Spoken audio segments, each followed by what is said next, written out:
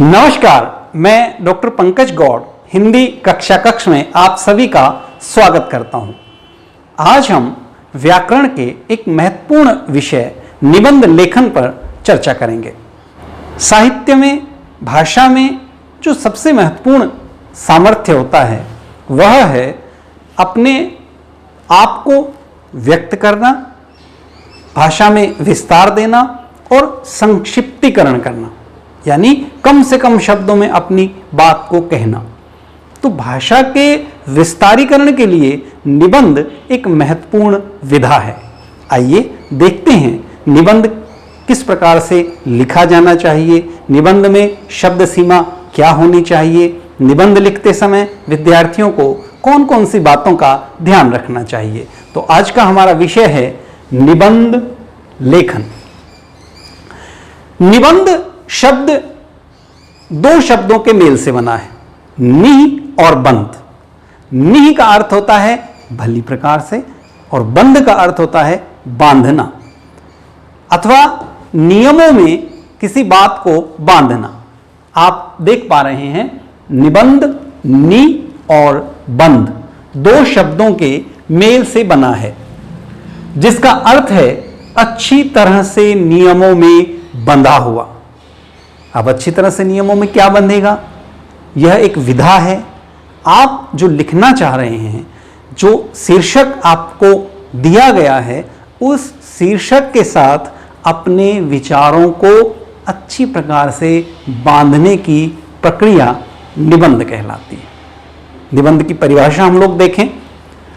निबंध की परिभाषा है किसी भी विषय पर लिखी गई वह रचना जिसमें विचारों को विस्तृत एवं क्रमबद्ध रूप में प्रकट किया जाता है, निबंध कहलाती है।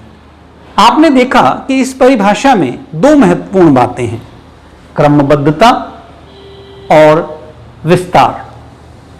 पर जब कक्षा के स्तर पर आप निबंध लिखते हैं तो आपको समय का विशेष ध्यान रखना चाहिए, क्योंकि हमारे वहां लगभग 200 से 250 शब्दों में अपनी बात हमें कहनी होती है।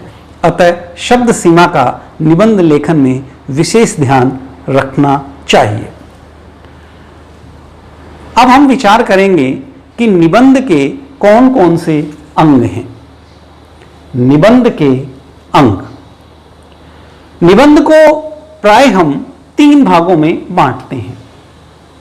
सबसे पहले भूमिका या प्रस्तावना, तत्पश्चात मध्य भाग या विषय का विस्तार और तृतीय स्थिति है उपसंहार अथवा निष्कर्ष।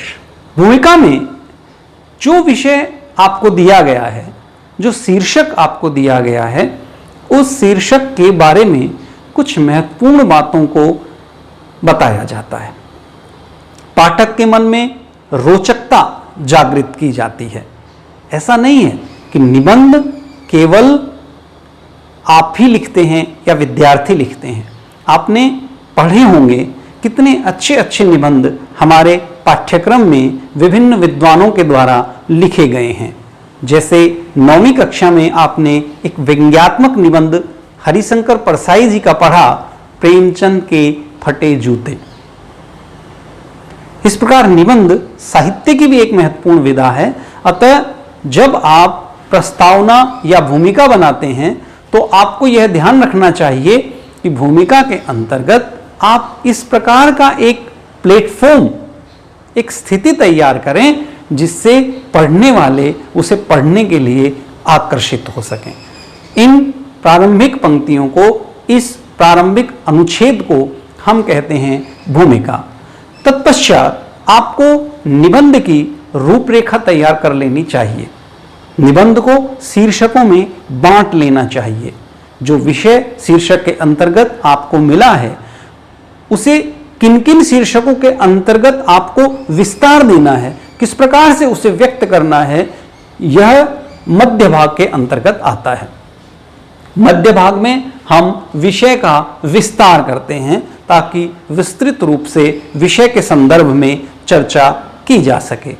और तत्पश्चात अंतिम जो निबंध की स्थिति होती है, अंतिम भाग होता है, उसे हम कहते हैं उपसंहार अथवा निष्कर्ष। ऊपर के जितने निबंध को आपने, जितना भाग आपने लिखा, उसका अंततः निष्कर्ष क्या है, उसे 2 पंक्तियों में, 3 पंक्तियों में, 4 पंक्तियों में लिखने की परंपरा उपसंहार या निष्कर्ष कहलाती है। इस प्रकार आपने देखा कि निबंध हमेशा एक बहुत निश्चित उद्देश्य को लेकर के लिखा जाना चाहिए। बड़ा अच्छा एक उदाहरण हम निबंध के संदर्भ में सुनते हैं कि कई बार विद्यार्थी जब अपने विचार व्यक्त करने लगते हैं तो वे इतना गहराई में चले जाते हैं कि विषय से उनका संपर्क टूट जाता है। अतः निबंध में हमें हर स्तर पर यह ध्यान रखना चाहिए कि किसी भी स्थिति में विषय के साथ हमारा संपर्क ना टूटे, हम लगातार विषय के साथ जुड़े रहें। बड़ा अच्छा एक उदाहरण मैं आपको बताना चाहूंगा। जैसे कुएं में हम किसी पत्थर को डालें, तो यदि हम कुएं में डालेंगे तो वह पत्थर गहराई तक जाएगा, और गहराई तक जाने के बाद क्या होगा, पत्थर डूब जाएगा। लेकिन यदि उसी पत्थर को हम एक धागे से बांध दें और बांधने के बाद उसे डालें तो उसका संपर्क लगातार मुंडेर से बना रहेगा। निबंध कुछ ऐसा ही है, शीर्षक के साथ, विषय के साथ, मुख्य विचार के साथ लगातार उसका संबंध बना रहना चाहिए। आप ऊपर से नीचे तक जब उसे गहराई में ले जा रहे हैं तो आप उसे कितनी ही गहराई में लेकर के जाएं, पर किसी भी स्थिति में शीर्षक के साथ निबंध का संपर्क नहीं टूटना चाहिए। तो विस्तार के अंतर्गत जब मध्य भाग में आप निबंध के होते हैं तो आपको यह ध्यान रखना चाहिए कि निबंध विषय से अलग ना हो जाए, विषयांतर ना हो जाए। जिस मुख्य शीर्षक को लेकर के हम चले हैं उसके बारे में विस्तार से आपका निबंध बात करें। उसके बाद हम अंतिम स्थिति में या तीसरे भाग में पहुंचते हैं। यह तीसरा भाग है उपसंहार या निष्कर्ष। निष्कर्ष के अंतर्गत जिस शीर्षक को लेकर हम चले हैं, जिस शीर्षक के बारे में हमने विचार व्यक्त किए हैं, उसी शीर्षक का, उसी विचार का निष्कर्ष या परिणाम हमें देना होता है। थोड़ी और निबंध के बारे में हम बात करते हैं ताकि विस्तार से आप इस विषय को समझ सकें। अब मैं आपके साथ बात करूंगा निबंध के प्रकार। निबंध के प्रकार यदि आपको पता है तो उससे लाभ यह रहेगा कि आप अपने निबंध की पहचान कर पाएंगे। देखिए, निबंध के प्राय प्रचलित 4 प्रकार हैं। सबसे पहले है वर्णनात्मक निबंध, दूसरा है विचारात्मक निबंध, तीसरा है भावात्मक निबंध, और चौथे प्रकार के जो निबंध हैं उन्हें हम कहते हैं व्याख्यात्मक अथवा विश्लेषणात्मक निबंध। अब वर्णनात्मक निबंधों में आप क्या करते हैं? वर्णनात्मक निबंध जो साहित्यिक हमारे लेखक लिखते हैं उसमें वे किसी एक विषय को लेकर के उसका विस्तार से वर्णन करते हैं। ऐसे निबंधों को हम वर्णनात्मक निबंध कहते हैं।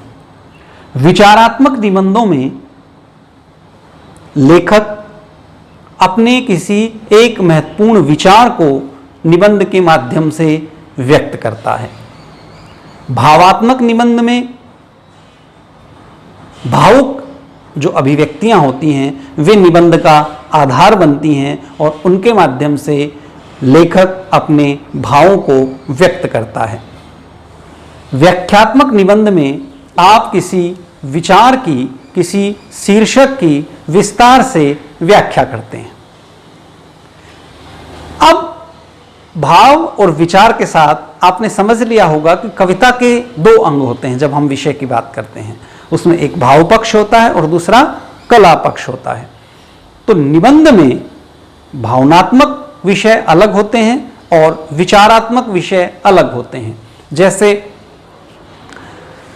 आप देखेंगे कि हमारे पाठ्यक्रम में लगभग जो बड़े निबंधकार हैं, जिन्होंने निबंध साहित्य में बहुत प्रतिष्ठा अर्जित की है, आचार्य रामचंद्र शुक्ल हैं, हजारी प्रसाद द्विवेदी जी हैं, ये सब निबंधकार रहे हैं, महत्वपूर्ण निबंधकार रहे हैं। हरिशंकर परसाई जी हैं, धर्मवीर भारती जी हैं, इन सब ने निबंध लिखे हैं और उनमें से अनेक निबंध आपके पाठ्यक्रम में शामिल रहे हैं। हजारी प्रसाद द्विवेदी जी बहुत प्रकार से भावात्मक निबंध लिखते हैं। रामचंद्र शुक्ल जी बहुत अधिक विचारात्मक निबंध लिखते हैं। तो निबंधों के शीर्षक के अंतर्गत आप समझ पा रहे हैं कि वहां विचार महत्वपूर्ण है, भाव महत्वपूर्ण है, अथवा आपको जो शीर्षक दिया गया है उसकी व्याख्या आप करने जा रहे हैं या आप अपने विषय का वर्णन करने जा रहे हैं। तो इस प्रकार से निबंध के ये महत्वपूर्ण भाग होते हैं, निबंध के ये महत्वपूर्ण प्रकार होते हैं और इनमें से सभी प्रकार के निबंधों का अध्ययन आपने पाठ्यक्रम में किया है। अतः आप अपने उस पूर्व ज्ञान का लाभ लें, उन निबंधों को पुनः पढ़ें और उसके माध्यम से आप देखें कि हमारे जो प्रतिष्ठा प्राप्त लेखक हैं वे किस प्रकार निबंध विधा की सहायता से अपने आप को व्यक्त करते हैं। अब हम बात करेंगे कि जब आप एक अच्छा निबंध लिखते हैं तो उस निबंध को लिखने के लिए किस प्रकार की प्रक्रिया को अपनाया जाना चाहिए। तो सबसे पहले निबंध का शीर्षक बहुत महत्वपूर्ण होता है। निबंध के शीर्षक को जानने के पश्चात हमें उसकी रूपरेखा तैयार कर लेनी चाहिए। हमें यह समझ लेना चाहिए कि निबंध का जो मध्य भाग होता है उस मध्य भाग में हम किस प्रकार से अपने शीर्षक को विस्तार देंगे। अंतिम जो निबंध का भाग है वह उपसंहार है, तो हमें वही निष्कर्ष देना चाहिए जिन महत्वपूर्ण बिंदुओं पर हमने ऊपर चर्चा की है।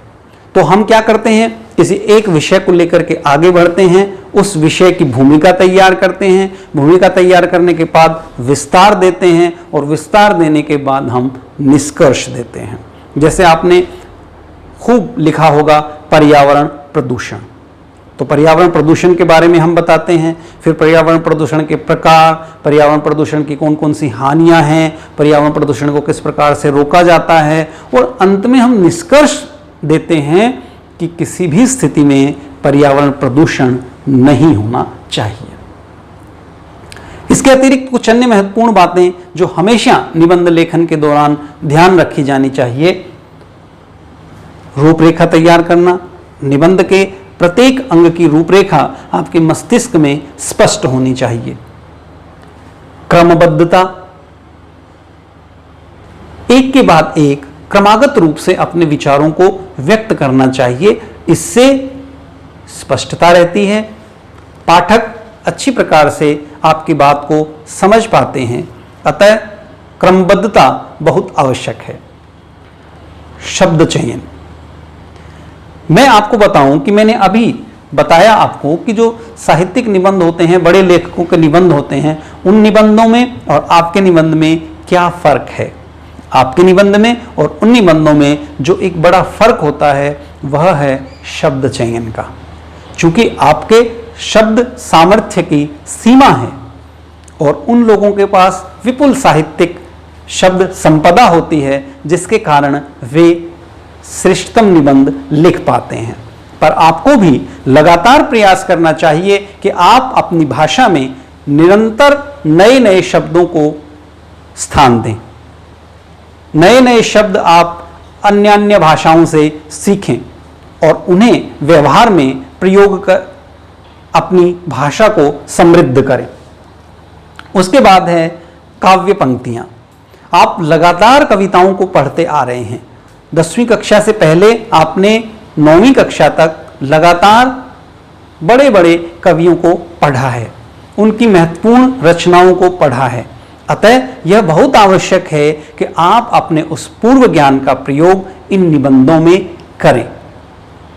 प्रकृति को लेकर हो, फूलों से नित हंसना सीखो, कलियों से नित गाना, तरु की झुकी डालियों से नित सीखो शीश झुकाना।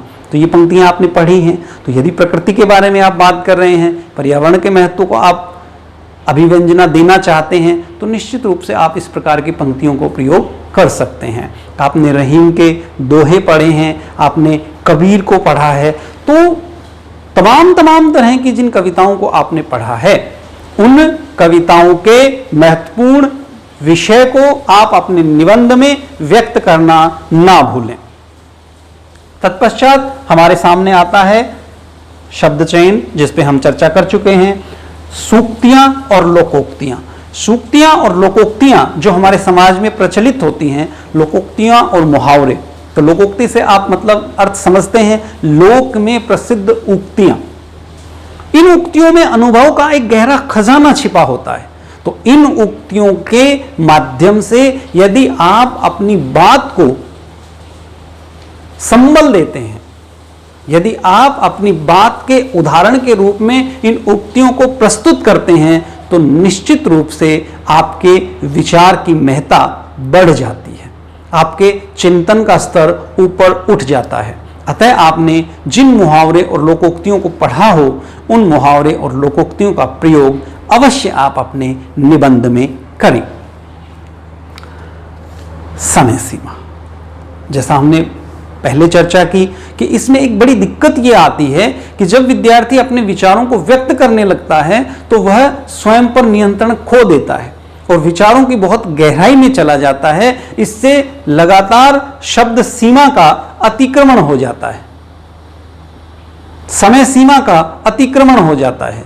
किसी भी स्थिति में यह नहीं होना चाहिए। उसके बाद है शब्द सीमा और समय सीमा का ध्यान रखना। तो इस प्रकार से इन सब नियमों का ध्यान रख के आप महत्वपूर्ण निबंध रचनाएं कर सकते हैं। अब हम उदाहरण के माध्यम से समझेंगे कि हमने निबंध के जिन अंगों के बारे में बात की, जिन प्रकारों के बारे में बात की, व्यवहारिक रूप से उन्हें किस प्रकार से जीवन में उतारा जाए। तो इसके लिए सबसे पहले हम उदाहरण के रूप में लेंगे मेरे जीवन का लक्ष्य। मेरे जीवन का लक्ष्य क्या है, इस विषय पर आपको निबंध लिखना है। तो इस विषय पर निबंध लिखने के लिए हमें क्या करना होगा? सबसे पहले हमें निबंध की रूपरेखा तैयार करनी होगी। और हम जानते हैं कि अपने निबंध को हमें 3 भागों में विभक्त करना है: भूमिका, विषय का विस्तार और निष्कर्ष। तो मेरे जीवन का लक्ष्य क्या है, यह मुझे निर्धारित करना है।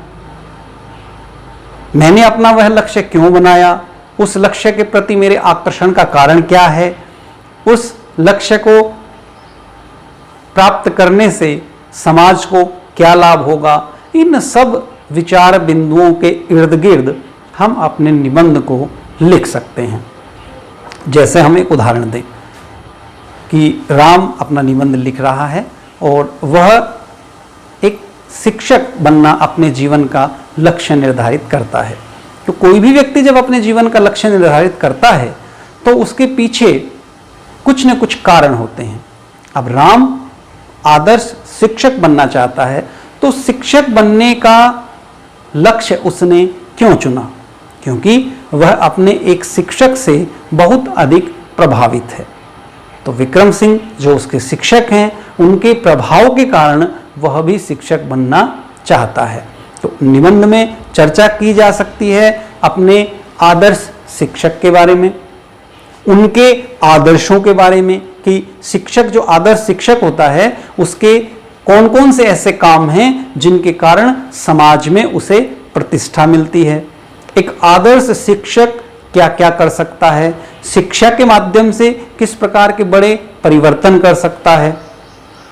शिक्षकों के बारे में विभिन्न विद्वानों के विचार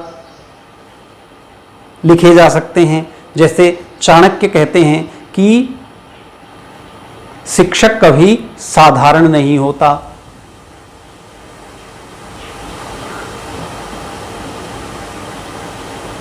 निर्माण और विनाश उसके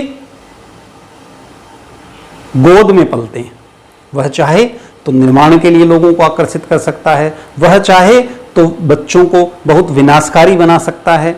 तो इस प्रकार की प्रसिद्ध पंक्तियों के माध्यम से हम अपनी बात को महत्व देते हैं।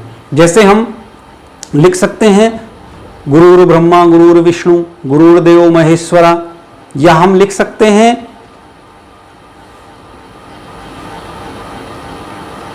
कि जिनके दर्शन मात्र काटता बंधन है, जिनके चरणों की रज मस्तक का चंदन है, श्री चरणों में श्रद्धा अनुदित विकसित हो, शिव स्वरूप गुरुदेव आपका वंदन है। मैं अपने गुरु के गुणों के कारण उनसे प्रभावित हूं, अतः मेरे जीवन का लक्ष्य भी एक शिक्षक बनना है। तो इतने विचार हैं, इन सब विचारों में बहुत फैलाव है। इन सभी विचारों को एकत्र कर उसमें कुछ लोकोक्तियां मुहावरे डाल, उसमें कुछ महत्वपूर्ण पंक्तियां डाल, उसमें कुछ सूक्तियां डाल, आप अपने निबंध की सृजना कर सकते हैं। अब हम विचार करते हैं एक दूसरे विषय पर जो बहुत ही समसामयिक विषय है।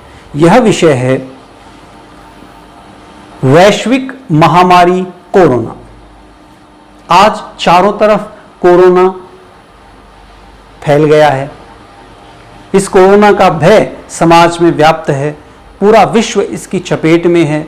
तो इससे बहुत से विचार बिंदु हैं जिन पर आप अपने निबंध में चर्चा कर सकते हैं। जैसे आप बात कर सकते हैं कि कोरोना कहां से कब कैसे फैला, कोरोना के बारे में WHO को कब पता लगा, लोगों के सामने जो बातें नहीं आ सकी। साथ ही साथ आपने एक चीज और देखी कि निबंध के विषय में जब आप विचारों को व्यक्त करते हैं तो आपका बहुपठित होना बहुत आवश्यक है। यह आवश्यक है कि आप चीजों को लगातार पढ़ते रहें, लगातार आप संपर्क में रहें, ताकि विस्तार से आप उस विषय के बारे में बता सकें।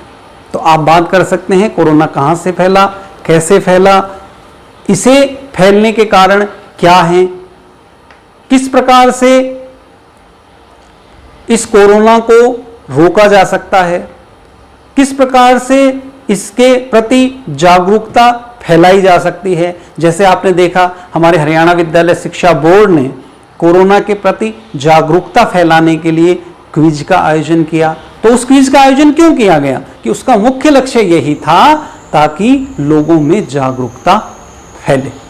तो इसके लिए आप बता सकते हैं कि कोरोना को रोकने के उपाय क्या क्या हैं। घर में रहिए, स्वस्थ रहिए, मास्क का प्रयोग कीजिए, सामाजिक दूरी बना करके रखिए और लगातार आरोग्य सेतु ऐप का प्रयोग कीजिए। लगातार सरकार की तरफ से दी जाने वाली जानकारियों का, सरकार की तरफ से दिए जाने वाले निर्देशों का पालन कीजिए। निबंध में प्रयोग की जाने वाली कुछ महत्वपूर्ण काव्य पंक्तियां। करत करत अभ्यास के जड़मति होत सुजान, रसरी आवत जाते सिल पर परत निशान। इन पंक्तियों के माध्यम से कवि बताते हैं कि निरंतर अभ्यास के माध्यम से जड़ बुद्धि व्यक्ति भी श्रेष्ठ बुद्धि बन सकता है। जिस प्रकार कुएं की मुंडेर पर बार बार रस्सी के आने जाने से जो सिल बनी होती है उस पर भी निशान पड़ जाता है। कबीरा संगत साधु की हरे और की व्याधि, संगति बुरी असाधु की आठों पहर उपाधि। इन पंक्तियों के माध्यम से कबीर जी कहते हैं कि जो श्रेष्ठ प्रवृत्ति के व्यक्ति होते हैं, अच्छे भाव के व्यक्ति होते हैं, वे हमेशा दूसरों के कल्याण के लिए प्रवृत्त रहते हैं। जबकि बुरी संगत में यदि आप रहते हैं तो आपके जीवन में आठों पहर हर समय कष्ट ही कष्ट होते हैं। जो रहीम उत्तम प्रकृति, काकरी सकत कुसंग, चंदन विष व्यापत नहीं, लिपटे रहत भुजंग। इन पंक्तियों के माध्यम से रहीम जी कहते हैं कि जो उत्तम प्रकृति के व्यक्ति होते हैं, जिनका स्वभाव श्रेष्ठ होता है, उन लोगों का बुरी संगत कुछ भी नहीं बिगाड़ सकती। जिस प्रकार चंदन के वृक्ष पर सांप लिपटे रहते हैं, परंतु उनका विष चंदन को प्रभावित नहीं कर पाता। वह अपनी शीतलता, अपनी लोक कल्याण के भाव को नहीं छोड़ता। अब हम निबंध में प्रयोग की जाने वाली कुछ महत्वपूर्ण सूक्तियों को देखेंगे। आवश्यकता आविष्कार की जननी है। इससे अभिप्राय है कि जब हमें किसी चीज़ की आवश्यकता होती है और वह हमें प्राप्त नहीं हो पाती, तो हम उसे प्राप्त करने के लिए पूरे मनोयोग से प्रयास करते हैं तथा उसे प्राप्त कर पाते हैं। पर उपदेश कुशल बहु तेरे, इन पंक्तियों के माध्यम से कवि कहते हैं कि दूसरों को उपदेश देने वाले इस संसार में बहुत लोग हैं, पर स्वयं उन नियमों पर नहीं चलते। मन के हारे हार है, मन के जीते जीत। इन पंक्तियों के माध्यम से कवि कहते हैं कि यदि कोई व्यक्ति अपने मन से हार स्वीकार कर लेता है तो वह कभी भी जीत नहीं सकता। इसलिए हमेशा हमें मानसिक रूप से बहुत अधिक सबल होना चाहिए ताकि हम जीवन में जीत को प्राप्त कर सकें। हानि लाभ जीवन मरण, यश अपयश विधि हाथ।